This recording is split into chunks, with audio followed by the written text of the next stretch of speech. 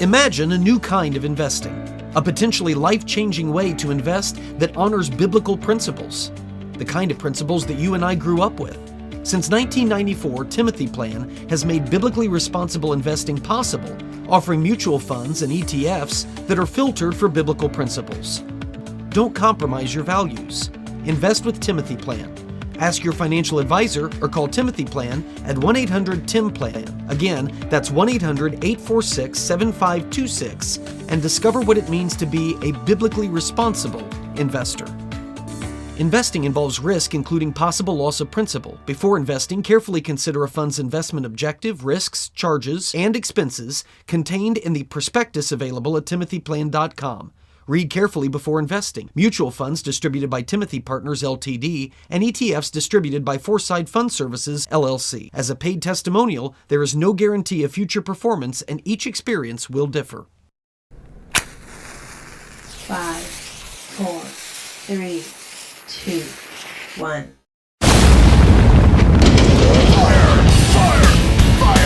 Fire! Pursuing truth. Torching idols, rebelling against the world. This is the HECKPHIRE Podcast. Well, we've made it into week number 2 of the HECKPHIRE Podcast. Great to have you with us. I want you to notice, those of you that are watching this on the YouTube, those of you that are watching, do you see this right here? Where my finger is? I'll go over the top so you can see it. See that right there? This is getting serious. This is getting serious, man. We have a decal on the microphone designating this with our logo as the HECKPHIRE Podcast. You thought that this was a 2-bit operation? You have no idea. None. But welcome to the podcast. Great to have you with us. So it looks like everything is proceeding exactly as we anticipated it would proceed on MSNBC. MSNBC, having seen their ratings tank, they and CNN, I just saw a story today that CNN is looking to let go some of its highest paid talent. Wolf Blitzer. I mean, Wolf Blitzer's been on CNN since I was a fetus. And Jake Tapper, remember, famously left ABC to go over there. He's been an institution at CNN. And Jake Tapper now is they're considering letting him go. Because CNN is, in the doldrums. CNN is a train wreck, as is MSNBC.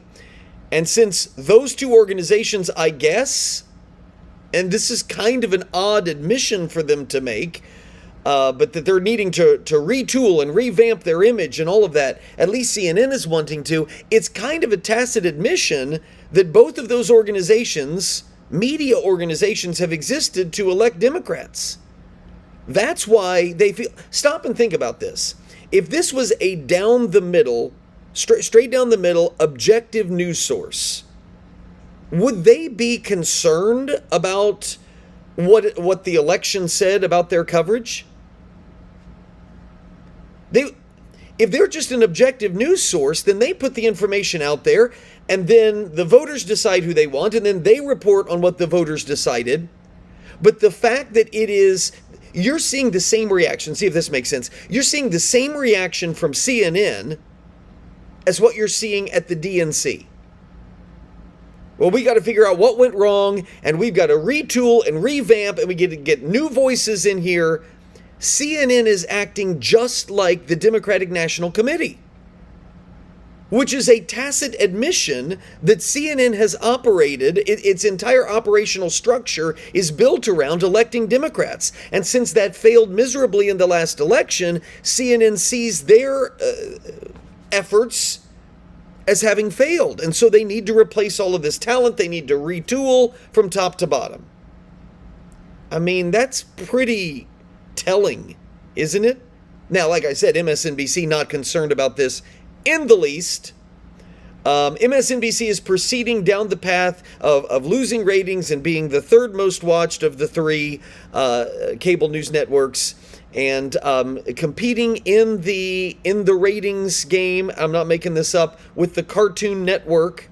That's where MSNBC, and honestly, based on what I've seen of their programming, and I haven't seen a lot, but based on what I've seen, I think as far as the fiction versus nonfiction ratio, it is very similar between those two networks of MSNBC and the Cartoon Network. But MSNBC, this is what, let's just roll this clip. After Pete Hegseth was tapped by President-elect Trump to be the new Secretary of Defense, this is what they decided to talk. Again, a double Ivy Leaguer. He was in the Marines for, 30 years or something like that. Multiple tours of duty. Guy knows what he's talking about, but he's an outsider. Here's MSNBC. Here's their take. Add the Secretary of Defense nominee, Peter Hegseth, the Fox News commentator as well, because this is someone who, weekend host, important distinction. This is someone who, is known to be a white supremacist, known to be an extremist. He's a known white supremacist? Known to whom? What is this? This is MSNBC. I can't figure out why our ratings are going down the toilet. Right, because your National Enquirer is what you are. Man, it's something else. Just keeps getting better. Anyway, sorry, I just bumped the screen there. Welcome to the HECKPHIRE podcast, and a lot coming up here on the podcast. Our friends who are paid subscribers. Coming up in your after hours, that's going to come in a separate email to all of you, a separate posting for all of you paid subscribers. Some really cool stuff. In addition to so I want to spend some time talking about, maybe, I haven't decided, talking about Barack Obama, but that's going to be in some stuff about Barack Obama that maybe you don't know and maybe you need to know. That's going to be for our paid subscribers, but I will tell you this. We had some great questions that came in for our feature, the Friday 5, where I take 5 questions on any topic from any of you, paid subscribers, and I answer. I give you my best gut reaction in 60 seconds or 90 seconds or thereabouts. I don't drag on and drone on. I give you my best answer as quickly as I can. And I got a question saying, Peter, I know that you are not a big Donald Trump fan. And I had no idea. Was it that obvious? But anyway, I know you're not a Donald Trump fan, but is there anything he could do over the course of the next 4 years? Is there any move he could make that would cause you to change your mind? And the answer is yes. There is one thing that I can think of. One thing that just immediately comes to the top of my head. And if Donald Trump did this, I think I'd do a 180 on him. I think I'd wear a MAGA hat if he did this. Yeah, but you have to be a paid subscriber to get the answer to that. And I'm telling you, it's not what you think it is. It's not what you think it is. So that's going to be in the after hours posting that I'm going to send you out, the video and the podcast that I'll send to all of you paid subscribers in just a little bit. However, I want to spend this podcast talking about something that I think is pretty serious. The whole political meltdown and all of that, so be it. And I know what the two sides are going to do and what they're going to say. And I know what the independents are going to do and what they're going to say. And it's fascinating to some people. But there's a million talking heads out there and people who are a lot smarter than me. And it's not that I don't have my thoughts and my opinions on all of that. But what really gets me going, what I'm going to pay attention to, what I think is of the utmost importance is the church and is Christianity, Christians in American culture, how we're responding to everything and how we're dealing with the new realities in the culture. That's the kind of stuff that I'm going to sit up and take notice of, and that's the kind of stuff I'm going to want to talk about with you. Because to me, all these people getting worked up about the outcome of the election. And I understand the Democrats feel like they just got wiped out and it's woe is me and all of this stuff. But can I just remind you, if you are not old enough, I'm going to give you a little history lesson. In 1984, so that isn't like distant history. 1984 was in my lifespan. Okay, in 1984, Ronald Reagan ran for re-election. and wiped out his Democratic opponent, Walter Mondale. Walter Mondale had done this desperate move of picking Geraldine Ferraro, the first woman on a presidential ticket, to be his VP. He was hoping to do something that could stir up interest. He also pledged to raise people's taxes, which is always a good selling point. But anyway, Reagan won 49 states. 49 states. That map was all red except for Minnesota and the District of Columbia, but that's not a state. So Minnesota was the only state because that was Walter Mondale's home state, and they went for Walter Mondale. But Ronald Reagan won 49 states out of 50. Now you look at that and you say, okay, the Democrat Party is done. It's over. In less than a decade, 1992, Bill Clinton, a Democrat, is elected president. And then in 1996, Bill Clinton gets elected by a very large landslide, not a Reagan-esque landslide, but a very large landslide. And people said the Republicans are wandering in the wilderness. They don't have anybody. They don't have anything. And then in 2000, George W. Bush gets elected. And then 9/11 happens, and it's like everything gets reconstituted, and all the Democrats, oh, it's over. We don't have it. And then Barack Obama gets elected. And Barack Obama reshaped the American political landscape. Indiana went blue. And so you had a lot of people say, well, we'll win a few southern states now, Republicans, but all of the illegal immigrants that were let in, and they're changing the demographics of the country. And demographically speaking, this is all leading towards a Democrat majority for a generation. And then Donald Trump gets elected in 2016. I'm just saying, man, don't walk to the ledge if you think that this election has sealed your doom and your fate. No, it's not. That's not the case. And for Republicans that think, oh, well, finally. Okay, you're going to be up in arms here before too long, too. That's just the nature of politics. And that's why I'm just going to kind of let all of this chaos and everything fizzle out. That stuff is going to keep going back and forth. The pendulum's going to keep swinging back and forth. And maybe the core of the pendulum, the top of it, is being shifted in one direction or another. And that's really where the story is.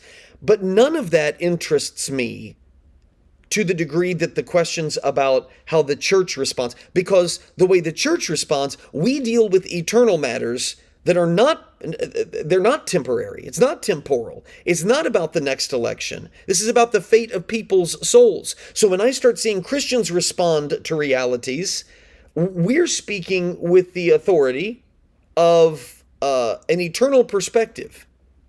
And therefore, I think we need to be very cautious about what we say, and we need to be on guard against things that are said that are contrary to what we should be saying. And with that as an introduction, there's a gentleman that I have exchanged direct messages with at times. His scope, his platform on social media has grown tremendously over the course of the last 8 years. I'd say that's fair. But he's become a political activist who also is a minister. And so he will post, the vast majority of what he posts is political in nature, but of course he ties Jesus to it. Now, I'm not here to criticize that because I'm here to warn about it, because that's something that I could easily fall into. Because obviously, if Christ is Lord, he's going to be over every area of life, which means he's going to affect your political views. And I'm going to be honest, there's been times that Zach Lambert and some of the things that he has said, specifically about issues like immigration, have caused me to slow my roll a little bit on some of my assumptions. And I've had to ask the question of myself, is this coming from my political preferences, or is it coming from the authority of God's word? Because they don't always line up. And if they do, that's probably a pretty good sign that you have made your faith subservient to your politics. Your politics should be underneath your faith. Your faith should inform your politics. Your politics shouldn't inform your faith. And that's easier said than done. So I'm not wanting to cast stones at Zach, but I do believe it's important when someone's wearing the name of Christ, if what they're saying is not biblically coherent, if it is not biblically sound, then number one, we owe it to that person to let them know, to call them out. And secondly, it's important that we correct the record because there are people who will hear and will follow this. Let me share with you what he posted. The Trevor Project. This is a pro-LGBT ETC, the LGBT ETC movement, etc. movement. That movement, the Trevor Project is all about that. It's about the normalization and the promotion of alternative sexualities and gender identity and all of that stuff.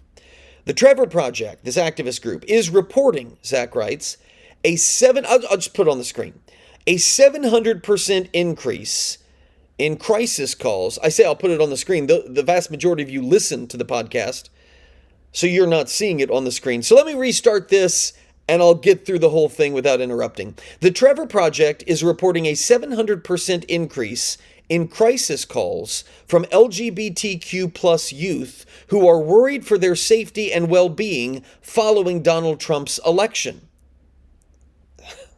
I want to interrupt so bad. I'm going to keep going. Anecdotally, over the last week, Zach writes, I've spoken with dozens of queer members of our church here in Texas who are feeling the same way. It's even worse for many folks in the trans community who have been viciously targeted by the Trump campaign. I stand, Zach writes, in full support of and solidarity with my LGBTQ plus siblings. I stand against all hateful rhetoric and discriminatory policies levied against them. If you love LGBTQ plus folks and consider yourself an ally, now is the time to stand up, speak out, and work for justice alongside the queer community. I'm always curious, what is justice? We always talk about, well, we've got to work for justice for this community or that community. Okay, what justice is currently being denied? What rights are they currently being deprived of? Those are the kinds of questions that I'm interested in hearing some kind of answer to, and I never really seem to. None of us ever really seem to. We get the platitude. Let's work for justice for the queer community. What is lacking? What rights are not being extended there? But let me dig into this now. Because I think this is important. First of all, let's understand that the Trevor Project is an extremely unreliable organization. They are a radical organization. They do radical things. They are not honest brokers. They are not people that sit there and say, well, we just want to make sure that kids are safe. And so we're going to work really hard. Regardless of what your politics are, you can join with us. And all we're trying to do is to keep kids safe. That may be how they market themselves, but that's not what they do. It would be rude of me to say that and not provide evidence for it. So let me explain to you why I say that Christian ministers really shouldn't be citing the Trevor Project. If we're interested in truth, and Christians must be interested in truth. The Trevor Project, number one, they violate our current mental health guidelines on dealing with suicidal ideation in kids. Suicidal tendencies, self-harm tendencies. The way that the Trevor Project traverses that landscape is dangerous and is completely out of line with current understanding of mental health and mental health guidelines for what should be said and shouldn't be said, and what ideas should be brought up into heads and what shouldn't be brought up into people's heads. Here's another piece of evidence that corroborates that. There were undercover moms that have published, these have been published, it's not like they're just saying that they saw it, they published online chats. The Trevor Project has like a Trevor forum page where kids can go anonymously who are LGBTQ plus TIA, etc. All of those kids who want to remain anonymous can go to this website and they will chat with Trevor Project adults who are supposedly helping them. Well, there are now published chats where Trevor Project workers actually coach kids to threaten suicide in order to force their parents to affirm them. What do I mean by that? A kid a boy decides that he is now a girl. Bobby, his birth name, decides he wants to be Teresa. I'm trying to go with the whitest names imaginable. Bobby wants to be known as Teresa. And Bobby's parents say, no, we're not going to. We understand that you're having some struggles and we want to help you, but we're not going to facilitate the delusion. We're not going to affirm your confusion. We're going to help you. And so the parents refuse to use the name Teresa. They refuse to go along with the idea that their son is a girl. So Bobby/Teresa goes onto the Trevor Project's forum page and begins chatting with an adult. My parents always dead name me, meaning they call me Bobby instead of Teresa. My parents won't affirm me. My parents don't understand me. My parents are telling me that I can't wear the clothing that I'm most comfortable in wearing. My parents are telling my teachers not to call me this.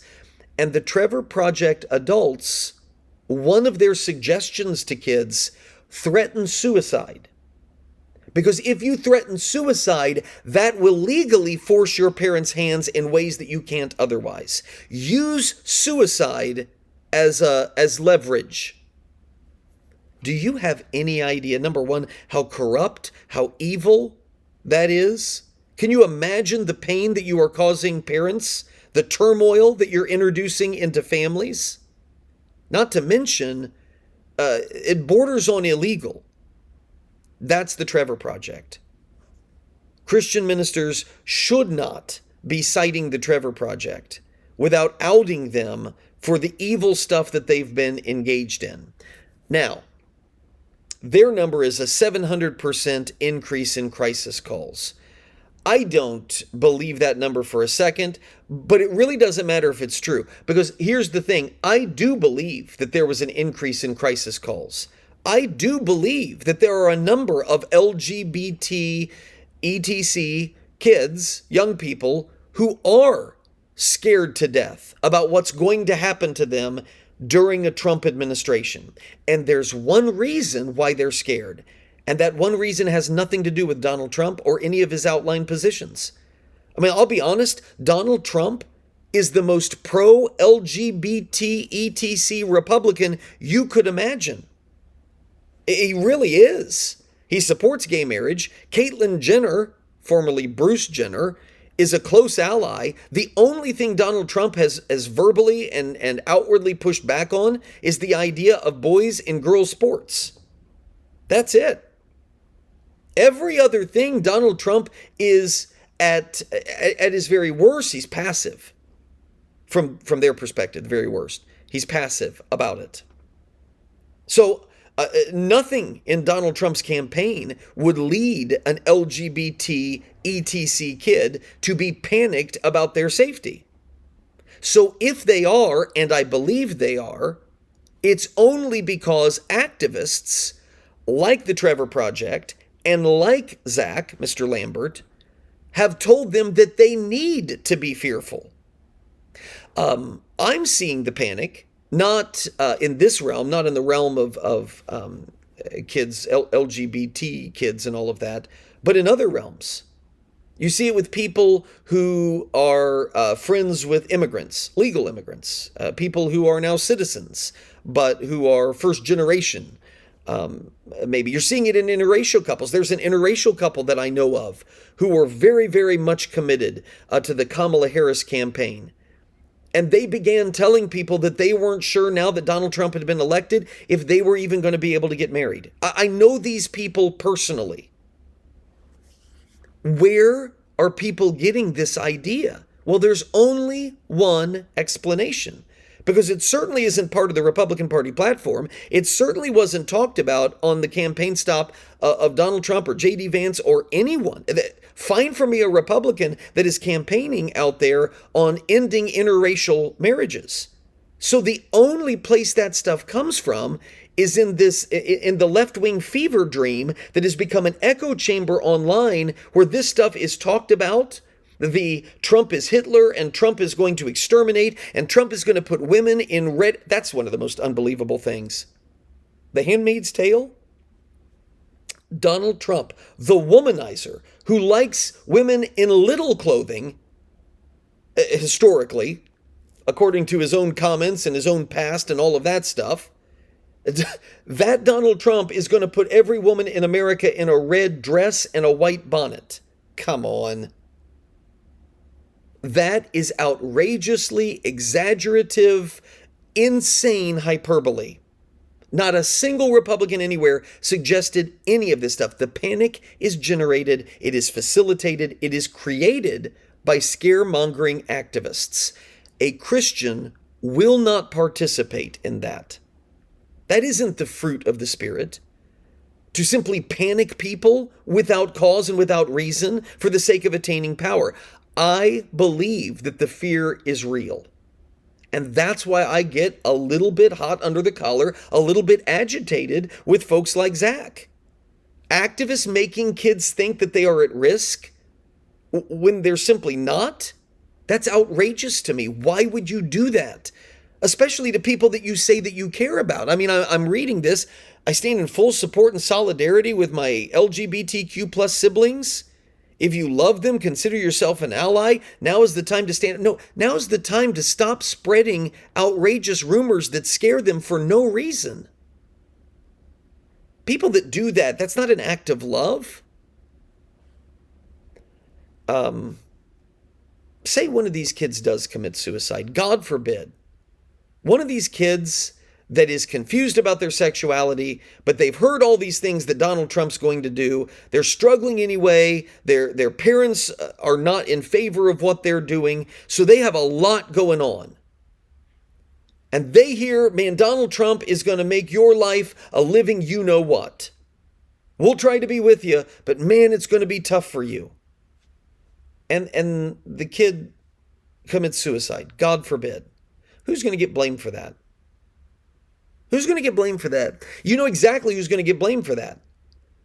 You're going to see that person who didn't need to be scared, and the people that supposedly love him, our imaginary suicidal LGBT youth, the people that supposedly say that they're allies and that they care about them should have been going and saying, it really is okay. There's nothing bad is going to happen to you. All of that is outrageous hyperbole and it's nonsense and it's exaggerated. You are safe and you are fine. But instead, those people are the ones that are facilitating the panic. But then, the moment that kid commits suicide, those same people that claimed that they loved him are going to use him to do what? More scaremongering.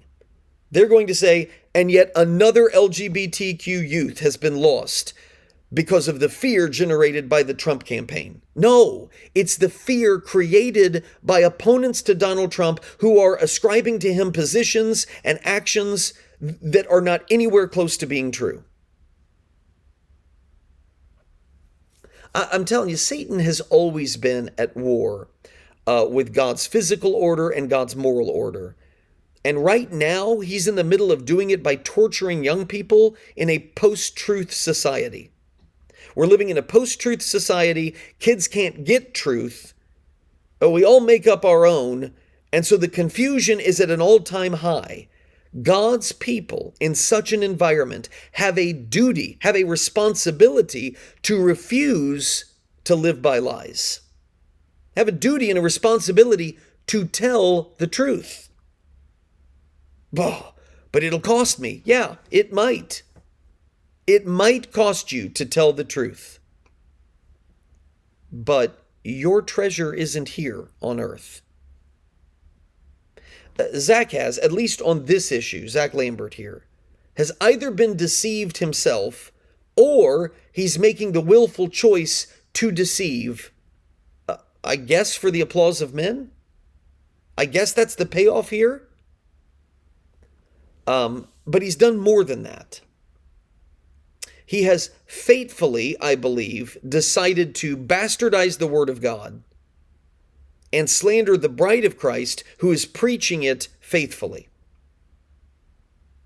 My reaction to that, yes, is to publicly call out his error, but it's also to say, pray for him.